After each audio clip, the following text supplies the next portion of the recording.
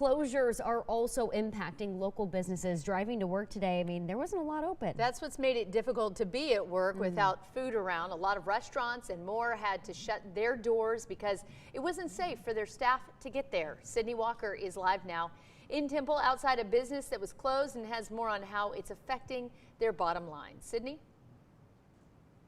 Bailey and Lindsay, I'm here outside of Chaw Community in downtown Temple. I spoke with owner Jaja Chin earlier today. They are just one of few businesses that have had to close their doors during this winter storm. She told me that the decision to close their doors was not an easy one to make at all, especially when just a few days with their doors shut can set back their business by a lot. And it wasn't just about the winter weather. It was also about deciding whether or not it was safe for their staff to drive on those icy roads. It was a decision that they were monitoring local school districts, local cities, and local police about whether or not they should open their doors.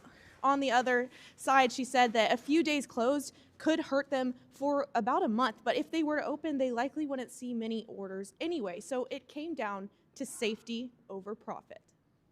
Definitely can be tough because especially for small businesses and restaurants in particular, just a few days of closure can actually detrimentally impact a small business for that month, especially for restaurants. The profit margins are already so low, right? And so just closing even a few days can really impact the ability to pay your team members, the ability to pay rent, or even just to continue operating. Chin said when she couldn't even make it out of her driveway without sliding, she knew that they couldn't open, but they have been offering an e-gift card sale to help offset the losses. Coming up at 6, I'll have more from a local fan favorite spot in Waco on why they are choosing to stay open. And speaking of Waco, we have more right now with 6 News anchor Adrian Carbajal live in Waco on what warming shelters are open for you to stay safe in the cold. Adrian? Yeah, Sydney, with temperatures falling well below freezing in our area, a lot of the shelters in the Waco area have filled up rather quickly.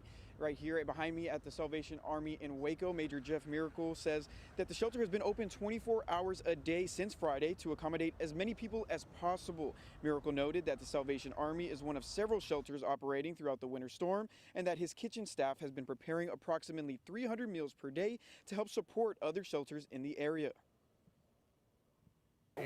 We have been at or over capacity. We have been 45 to 50 people a night.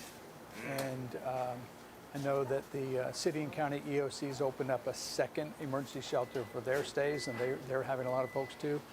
We work with them in a lot of ways. One of the ways that we do is we've got a great kitchen staff here who prepare meals, and we're providing their dinners for them. And that's been about 40 meals every day for them as well.